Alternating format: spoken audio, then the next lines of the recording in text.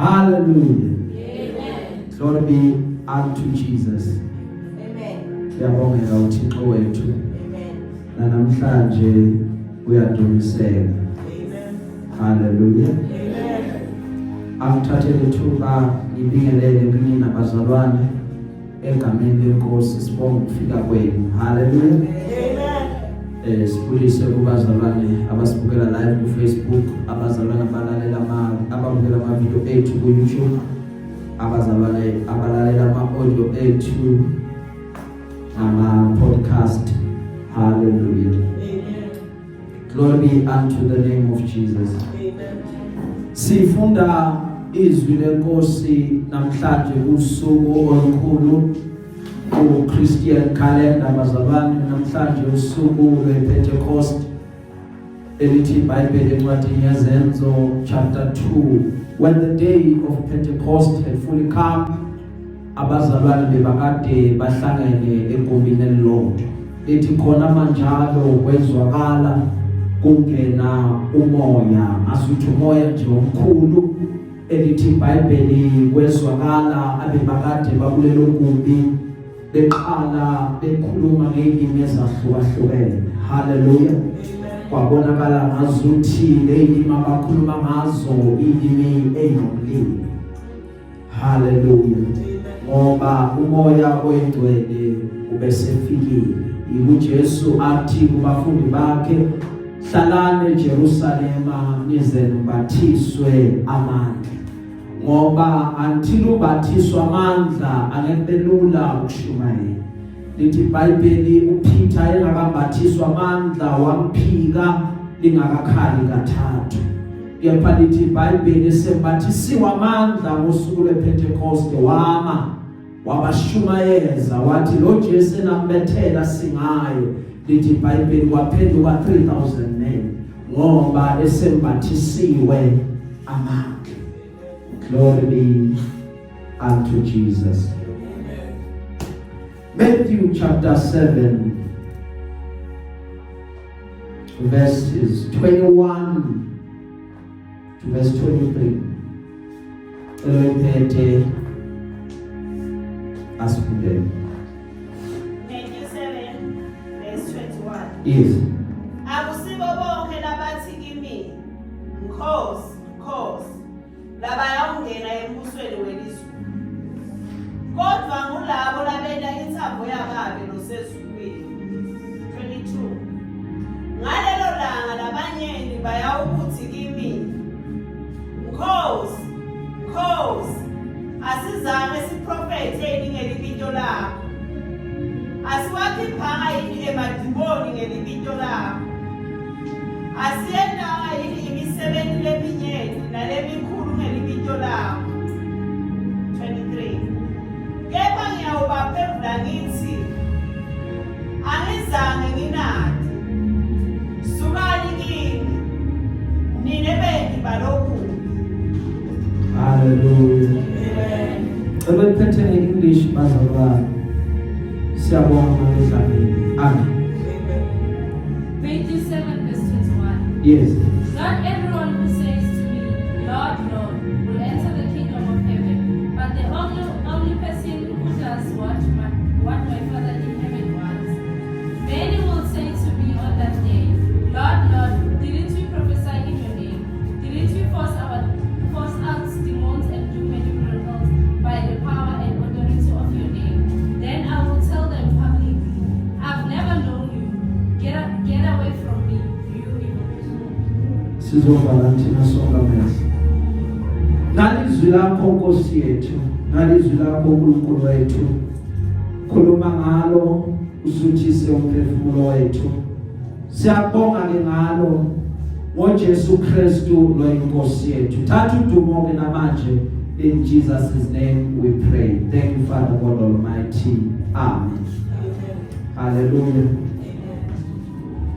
Hallelujah. Amen. Hallelujah. Amen. Glory be unto Jesus. Amen. Bazalwane, namhlanje ngizokhuluma ngenjongonqangi yabakholwayo.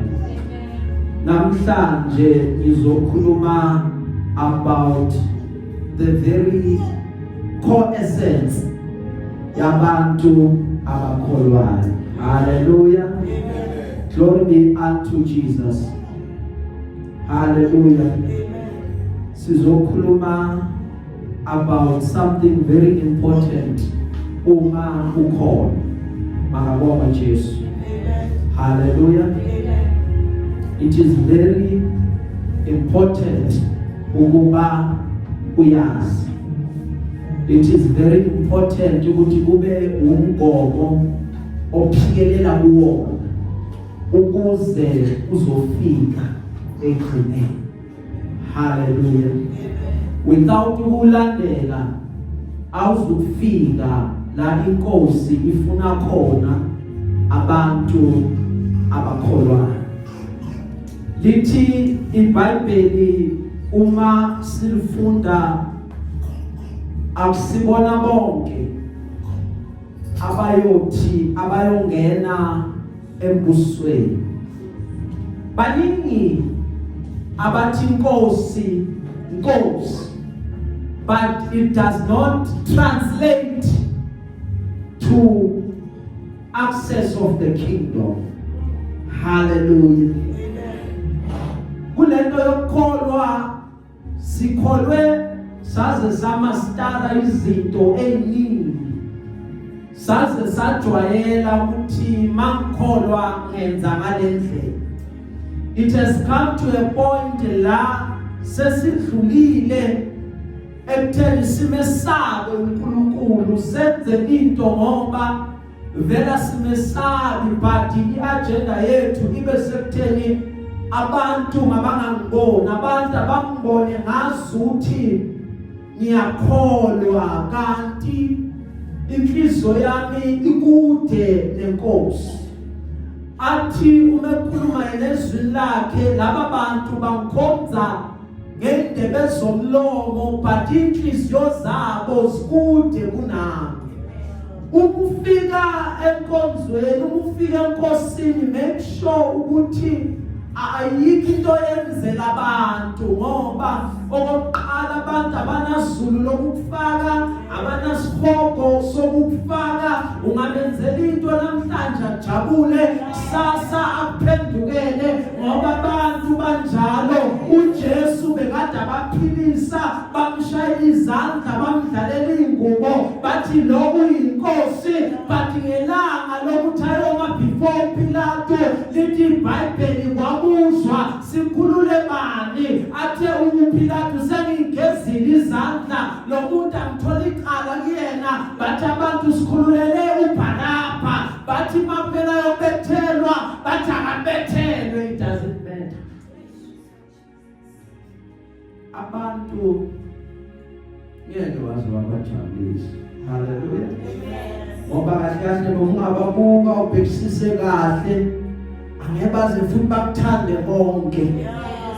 Abantu basizinalo khona isizini yokuthi abesempilweni yakho awubona ukuthi uhamba nawe. Khona isizini yokuthi asuke empilweni yakho. Kwesinye isikhathi usuka nje aqabene nokuxabana, but people are very seasonal. Abantu bafika ngama occasion empilweni yomuntu ngoba awukwazi ukujabulisa umuntu. Kwesinye isikhathi wacabanga ukuthi sisonke siphakama, sisonke siyaphambili sonke, but kube khona izinto umuntu azoyibona empilweni yakho bese ziyaqala ziyamdina ngoba ufuna ukuthi aphumelele yedwa angaphakami nawe. Umbonise kakushintshela uthi lo yamuntu becabanga ukuthi unami, ubekade nami ngihlupheka, ubekade nami ngikhuzuka, but izinto zaqala zashintsha, nayo sekuqukile ngoba umuntu bazalwane akathembeki. Yiko iBhayibheli lithi, iBhayibheli uqale kusiwo bekuthemba lakhe emntwini.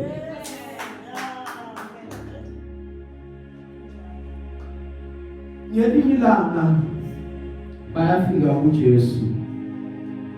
Uma befika kuJesu, lithi iBhayibheli abafundi bakhe bahluleka ukukhipha amadimoni. Uma behluleka kukhona ubaba wendodana ekhwelwe umoya omubi. lithi iBhayibheli ubaba uya kuJesu uthi abafundi bakho bahlulekile ukuwakhipha. They failed ukuthi bamenza phi. Uthi uJesu mletheni la umfana, maqeda uyamthandazela umoya uyasuka kuyena. Uma sekamthandazele lithi iBhayibheli beza kuye abafundi bakhe bathi sihlulwe yini thina ukuthi siwakhiphe lamadimoni noma siwukhiphe lo moya ongcolile. Lithi iBhayibheli ukuthi uJesu mebatshela this kind it does not go out ngaphandle kokuba umuntu akhuleke aphinda zilukule then izophuma. Lithi iBhayibheli bayahamba ke uJesu sebatshele lokho bayosebenza bahamba nje bayisebenza. Lithi iBhayibheli bayabuya, uma bebuya bajabulile, uma bejabulile bathi yonkosi lokho sibonile namhlanje masifika sibeke izandla amadimoni ayaphuma umoya wonke uyahamba. Hayi siyabona ukuthi kuyasebenzeka, siyayizwa le ngoba ushilo wathi usinika amagunya wokuthi uyonyathela ofezela kwenze imanga amadimoni imoya yonke nje iyasilalela iyasithobela. Uthi uJesu come down to earth. On earth ungajabuleli ukuthi imimoya iyakuthobela, ungajabuleli ukuthi amadimoni ayaphuma, ungajabuleli ukuthi amadimoni ayatatazela, but khuthalela ukuthi igama lakho libhaliwe emazulwini. Inkinga yethu, inkinga yesikhathi yebazalwane, sihamba siyibandla, sihamba nabazalwane abajajuliswa izinto, bajajuliswa ukuthi babonile umzalwane ewa, bajajuliswa ukuthi kunamadimoni ayo manifesta, which is into esinikezwe yona ngoba lithe iBhayibheli ama signs and wonders kahle kahle walaba bangakholwa, but ezibandla sesijajuliswa ukuthi ome phambi kwethu uyakwazi ukuthi aperforme ama miracles.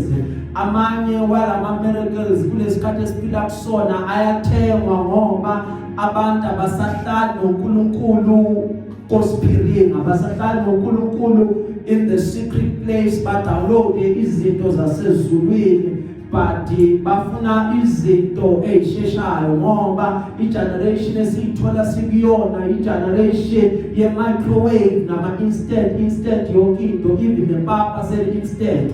Now inkinga esinayo ukuthi uma ngazuthi kubonakala imangaliso nezibonakaliso kuyaye kuthiwe uJehova ukhona, nawo bese laba abazenzayo bese bafana namaphikoko bese baphakamisa amahlombe benza kanje, bathi mina ngiyakwazi ukwenza izinto, ngiyakwazi ukuphilisa abagulayo, bese bathatha udumo lwaNkulunkulu, udumo lungasayi kuNkulunkulu ngoba even ama-altari ethu sekufakwe the strange fire, akusasebenzi umoya kaNkulunkulu, umoya wengcwele ovuthisa umlilo we-altari lakhe ngaphandle kwemililo evela ngaphandle. Abantu imililo namandla sebayilanda kwezinye indawo ekuzobonakala ngazuthi ubenile phambi kwenu unamandla uhamba noNkulunkulu, kanti ayikho lento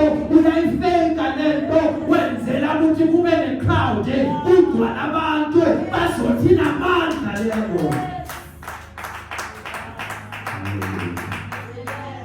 Glory be unto Jesus. Abantu balalela indaba zakho, ufika ubaxoxele zona ukuthi ungibona nje ekhaya ngihlushwa abantwana kanjena. Uma usuqedile sekuyiprofesi azofika azoprofetha ngayo, ngazuthi kukhona into uNkulunkulu amtshele yona, kanti wenze iresearch ngoba akasafuna ukuthi ahlale noNkulunkulu, ufuna ukuphila isinoma ikanjani, maqeda abhaqe ngokuthi uNkulunkulu uNkulunkulu womusa usasiphile umusa. Yes, usasiphile umusa, but asikwazi ukuqhubeka siphile inoma ikanjani ngoba bazalwane isikhathi asinaso. We are living 5 to ukuthi inkosi ibuye. Inkosi ngabuya noma yini, asikwazi ukudlala isonto ngoba siyaqonda ukuthi siphethe imphefumulo yabantu. Cabanga uvuke ekuseni ugeza uthi ngenkonzweni yokukhulunywa ngendaba zakaNkulunkulu, mawufika umfundisi ophambi kwakho uyadlala udlala isonto. Hallelujah. Size sifake neingubo enkulu ukuze abantu basabe babone ngazuthi lento esihamba nayo inzima. Kanti yebazalwane lento kaNkulunkulu ayikho ezimpahleni, lento kaNkulunkulu ingaphakathi. Ngoba noma inkonzo ingekho iyaqhubeka phakathi isithandaza. Hallelujah.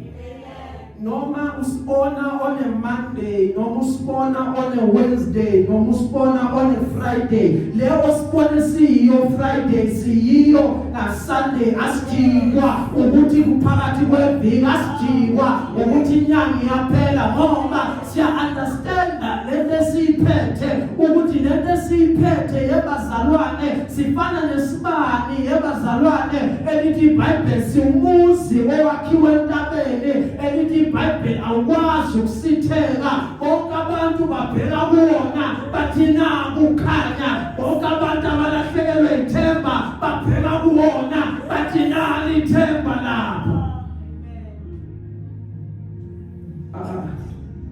Asikwazi ukudlala.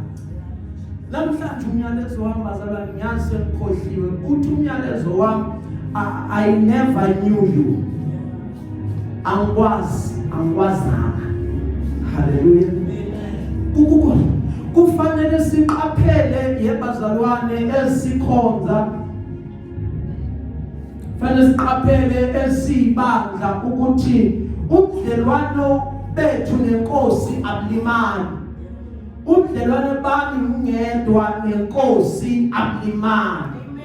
Ngize ngingayitholi sihle sengenzela ukuthi kujabule abantu, kanti ngazi kahle ukuthi ngifana lebhodi elapha ku-N3 elikhombe ukuthi abaye eDurban bahamba bayele, mara leya bhodi angefike eDurban. Ngize ungazitholi ngikhomba abantu ngifane nalaba abaphelezela abantu esikoleni safunda labe baphasa kakhulu besiya isithi sikhaphe bona ukuthi ngoba bona babonakala ukuthi bayaphumelela kakhulu. Manje thina sibaphelezele la asizela ngizophelezela umuntu la uzele wena, futhi la awuzelanga ukuthi ngizongcwatshwa ngcwabanye obamkhulu. Yabona umfundisi kakhona, abazalwane bakhona, nesociety khona, so amile ngiqedile. Azelanga ukungcwatshwa abazalwane because indaba yethu iyadlula ethuneni, iyatranscenda beyond the grave. Ukuthi ngale kwethuna ukhona uNkulunkulu ulindele abakholwayo, ulindele ibandla lakhe ukuthi la noma uhlushwa noma ushaywa, la noma ukhala, la noma zilethe imvula, la noma zehle inyembezi, uthembisile wathi uzozesula inyembezi. Usaqhubeka uphilele ukuthi Nkosi angibone sewuyisula, Nkosi angibone sengene embusweni wakho, sengibusa kunye nawe. Don't waste your life uphilela ukujabulisa abantu. Ngoba ngiqaphele into eyodwa ukuthi uma uphila kahle, uma nje sewuphila kahle abantu uyaqala nje ubadinga banyanyisa. Bakuthanda nje uma nje usabheda la but uma nje sewuyilungisa kahle impilo yakho, uthi manje yonke into ingene esiporweni, konke ngene emthetheni, kukhona abantu ozobacika. Bacike irregardless. But when I went to make sure ukuthi ubudlelwane bakho nenkosi abulimani.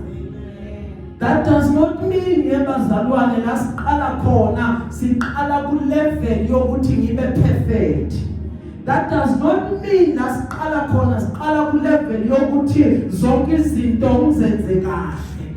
That does not mean ukuthi konke kwami akukho kwahluleka at all kukhona. Ingakho Jesu athi ngethembile yona leyo nto ukuthi oqala umsebenzi uzofeza ende lithi iBhayibheli ufeza nini ufeza ngosuku lwenkosi. So usuku nosuku we are under construction kunento esakhiwe.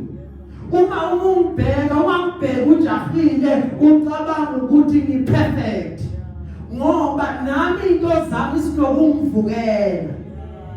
Hallelujah. Kwesikhathi mayivuka angifune umuntu bese wena ungithole ngelanga elibi la ivuke khona uthi abantu nje.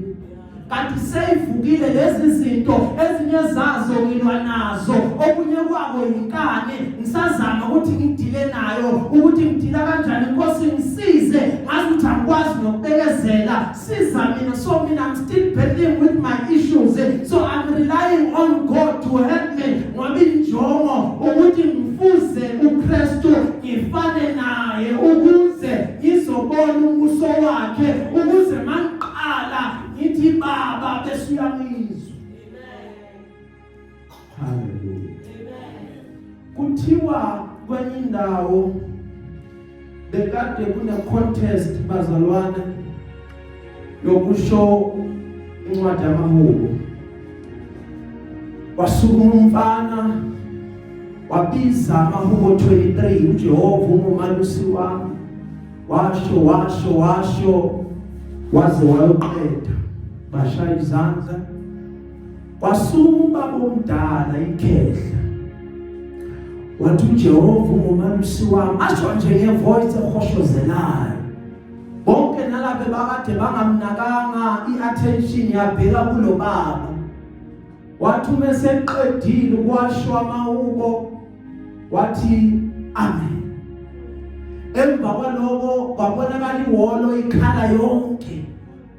Omunye ohleli lapha wathi understand ukuthi sebakhalelana laba bantu ngoba lo mfana usho kahle ivoice yakhe ngiyayizwa inomfutho inomdlandla but umkhulu le yakhe ngathi seyahoshozela iba slow ngathi amagama amanye uyawakhohlwa. Understand ukuthi bakhaliswa yini. Waphendula umama wathi mina ngiyazi ukuthi bakhaliswa yini ngoba kunomehluko between laba bantu bobabili. Lo mfana wazamahubo umkhulu wazumelusi. Along the way yebazalwane kuzobonakala ukuthi wena wazi ini ngoba ungalasi iswi lakhe but ubekude naye. Lowo will disqualify you ukuthi ube naye. Kune access engeke uzube nayo. Kubisa ukuthi ungaziphela izwi lakhe but wazane naye ube nobudlelwano naye ukuze ngosuku lokugcina angathi angikwazi. Hallelujah. Ngoba uthi many will come bathi inkosi sikhulekela abagulayo. Bayofika babaningi bathi inkosi sibathandazela banamadimoni sawakhipha senze imisebenzi yamandla. Athi sukani kimbenzi bobubi bekade nginganazi ngoba indaba ayikho kwenzeni imisebenzi kangako but indaba ilele ebudlelwaneni. Hallelujah. Indaba relationship, and this relationship is very personal. You cultivate it wedwa because uNkulunkulu ufuna ukuthi abe nobudlelwane nawe. Ngelinye ilanga uIsrael uphiwa isinkwa uNkulunkulu. Lithi iBhayibheli wanisa imvula uNkulunkulu yemana. Lithi iBhayibheli uIsrael ephuma abanye bathatha isinkwa esiningi basibeka bathi leso last iviki lonke. But lithi iBhayibheli leso sinkwa sabona ngakusasa athini uNkulunkulu athi kubona nginikeza lesi sinkwa injongo yami ayikho kangaka esinkweni but injongo yami ukuthi nina nazane nami nibe nobudlelwane nami nibe abantwana bami mina ngibe ubaba kimi.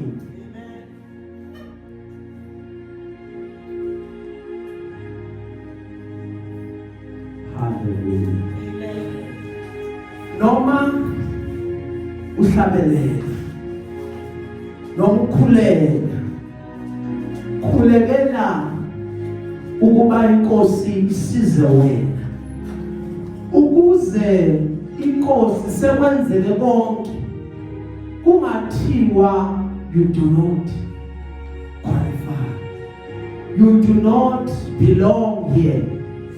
Uthi uPaul umekhuluma ngibhekile mina ngigadile umzimba wami ngiyawutuba ukuze wenze ube isiqili ukuthi mase ngiqedile ukunishumayeza mina bese ngingalala ngoba it is very possible bazalwane kune thin line esihamba kuyona. It is very possible ukuthi ulahlwe sewushumayelile sewukhonzile and that thin line esihamba kuyona ukuthi amathemba ethu onke asenkosini asibheka left asibheka right sibheke enkosini ngoba one mistake singaya phansi singaphindi siphakame. Hallelujah. Into esebenzela phezukwayo ngizokutshela ukuthi sengiphilile sengikholiwe sengihambile phambi kwabantu maqeda uNkulunkulu athokoze ngami. Hallelujah. Amen. Make it your goal, make it your ambition ukuthi inkosi ithokoze ngami. Kukhona indawo la udlula khona uma umuntu ezalwa angesakubalekela sonke sizalelwa esonweni akekho ozalwa ayisaved emhlabeni. Hallelujah. Ingakho lithi iBhayibheli all men have sinned and fallen short of the glory of God. Hallelujah. But umusa wakhe uyena lo osihlangana. Umusa wakhe iwona lo osizayo endleleni. Akona ukuthi siyabantu singcono yingoba sisizwa umusa.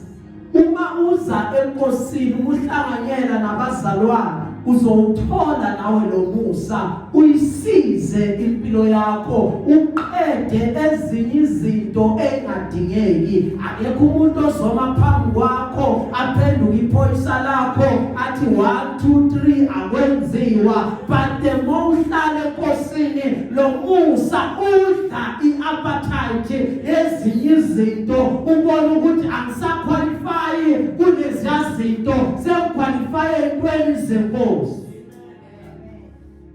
Umusa ufana ne-castor oil. Hallelujah. Amen. Ansiyasonke bazalwane castor oil. Castor oil ayibhalwanga ukuthi toilet but kuyaziwa wonke oyiphuzayo ugcina khona. So the mercy of God is able ukuba igcine ungawi akona ukuthi akuweki but the mercy it is what is keeping you from falling. Atobhala iBhayibheli to him who is able to keep us uyena onamandla okuba asigcine uzosigcina uNkulunkulu abantu bebuka uzosigcina uNkulunkulu asiguqule usimakade bathi lo muntu unyamazi bathi ngoba amazulu asenze umehluko bese uyabonakala ukuthi wena usasiye lo muntu bathi umusa sewukhona empilweni yakho uNkulunkulu uyasebenza. God is at work. God is working. uNkulunkulu will amaze you ngendlela emangalisayo. Ake ngithi kuwena sewakhona wonke ama-challenges, sezikhona zonke izinto obhekene nazo. Give God a try. Akumzame lo uNkulunkulu. Ngiyazi uyakhonza, ngiyazi uyahlanganyela, but akawuthathe konke kwakho, konke oyiko, ukubeke enkosini, uthi Nkosi, I want to try you. I want ubudlelwane bami bube ngenye indlela. I want to be your friend. I want you ukuthi ube seduze kwami. I want you ukuthi unamathelane nami, and I assure you ukuthi uzombona uNkulunkulu. Hallelujah.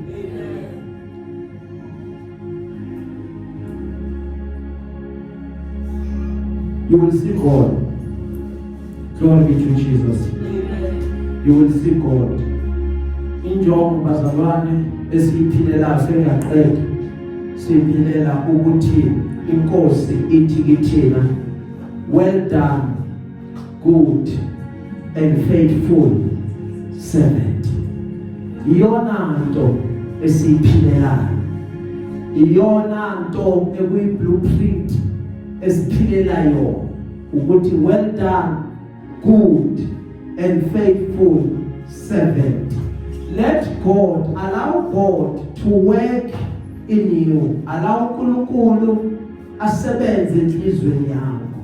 Thatha lezo indawo, lezo zinto kuwena ezikhathazayo uyimikise enkosini. Nkosi, ngiyahluleka la. Nkosi, ngidinga usizo la. Then God will work kulezo zinto ubona uba umuntu ongcono. Ngoba inkinga yethu ukuthi uma sine weakness siyasuka enkosini. Hallelujah. Instead of ukuthi sibalekele kuyo inkosi, thina sifuna ukusuka. Glory be to Jesus. Fanele sibalekele kuyo sithi Baba la nala ngiyahluleka. Ngoba bonke abantu kungababuka laba abasebenzela uNkulunkulu uzoxoxela la imfihlo. Baqala ukumsebenzela bonke, cishe bonke bangekho perfect, but uNkulunkulu wabasiza endleleni. uJehova waqeda izinto, wasusa inkanuko ezithile, uJehova wasusa umnqanelo okuthile. Ekugcineni sabona amandla kaNkulunkulu ngempilo zabo. uJehova namhlanje ufuna ukusebenzisa eyakho impilo. Mnikeze lelo thuba ukuze uNkulunkulu asebenze. Hallelujah. Amen. Don't run away from God, rather run to God. Umtshele konke ukuhluleka kwakhe, angeke azakujaja, angeke akwahlulele. uNkulunkulu uBaba nakwena unothando, uyakwazi ukuhluleka kwakho. Lithi iBhayibheli uJesu uyasiphusela usuku nosuku. Siphuselela, usiphusela ngoba uyabazi ubuthakathaka bethu, uyakwazi ukulinga kwethu. Uyena osikhulumela athi Baba bathethelele. Wena ubona namhlanje uvukile awuguli, but ukhohliwe izolo ukuthandaza, ingoba uJesu usakuncusela athi Nkosi ngiphe umusa na namhlanje izono zakhe Nkosi mina ngamthwalela zona eCalvary. So uNkulunkulu esimkhonzayo unomusa, uzoqhubeka even ebuthakathakeni bethu abe nomusa. Bazalwane basize singaziright off, noma abantu basiright off, but thina asingaziright off. Asiqhubeke nenkosi noma abantu bakwazela izinto ebekade uzenza bakuvusela zona, bathi bekade unje ungabanaki. Wena qhubeka nenkosi ngoba injongo yakho awuzelanga ukujabulisa abantu, uyizelela ukujabulisa inkosi.